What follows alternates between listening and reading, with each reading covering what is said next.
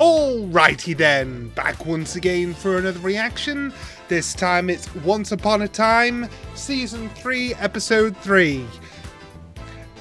Again, bit of a delay since the last time I watched Once Upon a Time, but not as extreme this time. Like, I swear I am gonna get through Season 3 by summer's end. I want to get through this show because I really love watching it. It's just that things don't really align well for me these days, and the stars really do have to align for me to be able to record some stuff. So thankfully I didn't have to wait too long this time, what between ear problems and getting an infected leg wound and like just life happening. It's you know, 2022 has not started great for anyone, has it, really? What with the whole Russia-Ukraine thing, several VTubers getting cancelled and stuff, like all the earthquakes happening in Japan, the massive storms that have battered Europe. It's like, what is happening in the world at the moment? Like, it's like if a lot of places are recovering from COVID now, it's like here comes the truckload of other problems we now have to deal with. And oh my goodness. But yeah, like for me personally in my personal life, like it hasn't been ideal for recording really. But I'm back. Hopefully we're going on a good run. Hoping to squeeze out an upload before the end of the month on the Patron side of things. But overall, there's videos that I've said to myself were going to be finished, like my top 100 characters in MLP video. I was in the middle of January like, oh my gosh, this year started out great. I'm editing this at lightning speed, and I haven't opened that project since the middle of January. Like, motivation and mental health are so fickle, and you know, it's like, is it a me problem? Am I still justified because of the depressive feelings that I do get? Like, you know, you start to question your own validity because it's like, no, I was so positive that this was going somewhere, and then I just stopped. Like, what? You know, I looked through all my old project files and stuff to do with Sony Vegas throughout the years, and I'm thinking, why was this music video never completed? Why was this idea for a video never seen through? Why this? Why that? Like, just scores of videos left on the wayside just because you know, you spend a few nights all amped about it, and then you're like, okay, phew, I'll take a break from this, do it next week. And then next week never comes. It's like, oh, I can always get round to it. Oh, I can always get round to it. Next thing you know, several years have passed and that project is dead. Like, but obviously, since reactions are mainly what I do, they're the main thing I like to do, they're what keeps this channel going, it's never going to be that a reaction series completely dies. People would say that Overlord died, but I just genuinely had no interest in picking up Season 2, especially with some of the things I heard about it. Young Justice has not been dropped, despite it being well over a year since I last touched it. That was because initially I wanted to give it a wide berth because of a copyright strike I received on episode 13 of Season 1. And ironically, just as I was thinking, maybe I should get back to Young Justice soon, alongside Once Upon a Time, episode 9 or something randomly got a strike very recently. So what I've opted to do is I've deleted all of my Young Justice reactions from YouTube, and when I come back with Young Justice, I am going to be providing redirect links to Streamable of all of the episodes that I've watched so far. Demon Slayer has not been dropped. I will be coming back to that because I want to finish it so then I can get on to watching Steins Gate, which has been requested for years by my good friend Atticus, who co-runs this channel. He's the one that uploads a lot of these short random videos on this channel. And it goes without saying that Once Upon a Time is a series that will never be dropped, well, until it's finished, of course, because this is, I've always said, one of my favourite live-action shows that I've ever watched. I think the whole concept behind it's great, I think the writing's great, I love the directing, the cast, everything about it, it's magical, like, pun very much intended. So, this is why Once Upon a Time has been the choice of video I've been using when I do come back from these hiatuses. It's because you want the experience you come back to be the best possible experience. And based on all of the adulation and praise I can give this show, watching this is the most positive way to come back every time because of the feelings it gives me. So, with that being said, why don't we get into an episode?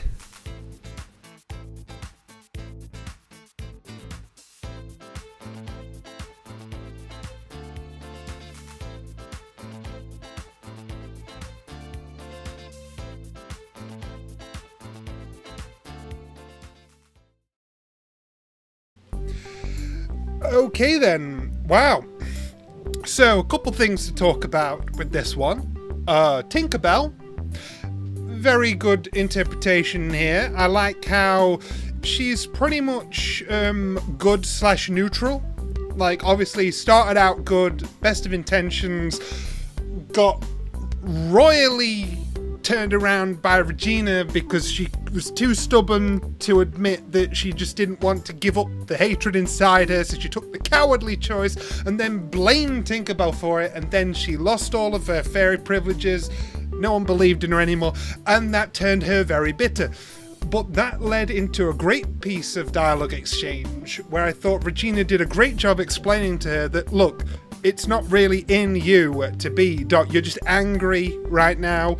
And, you know, with the choice in front of you, I don't think that you are going to kill me because it's not in your nature. You are not going to make the same dark choices that I made because you know how much of a mistake it would be. Like, I really enjoyed how she got into her head like that and was like, you know, got her to admit that she was just acting out of anger. Like, she wasn't really bad enough to do something like that. And oh my goodness, it was very brief appearance, but I also really loved the performance you know, good old Rob gave as good old Rumpel. That was fantastic. But a couple of the major points came near the end. Poor Mulan. Like, oh my goodness. Because there were two bombshells in one with that.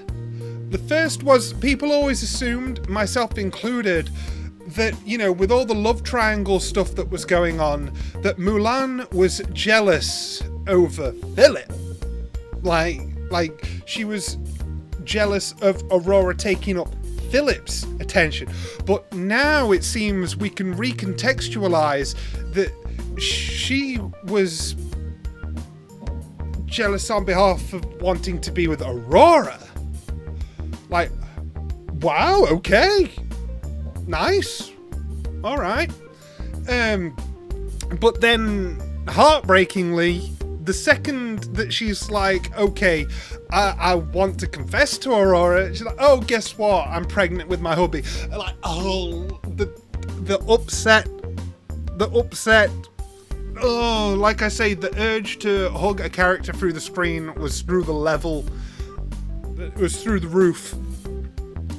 Oh my goodness, poor girl. So now I'm just gonna, like, throw myself into my work in the Merry Men.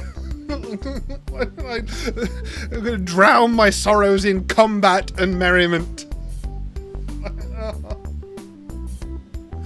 I really appreciated Hook, like, noticing what was wrong with David, and he was like, oh mate, like, a few weeks at most, like, you're not gonna see Summer, like I liked the generous estimate on the poison. It gives a suitable time window for the poison to start getting gradually worse without putting us on such a strict time limit. It's let's fix this by tomorrow or he dies.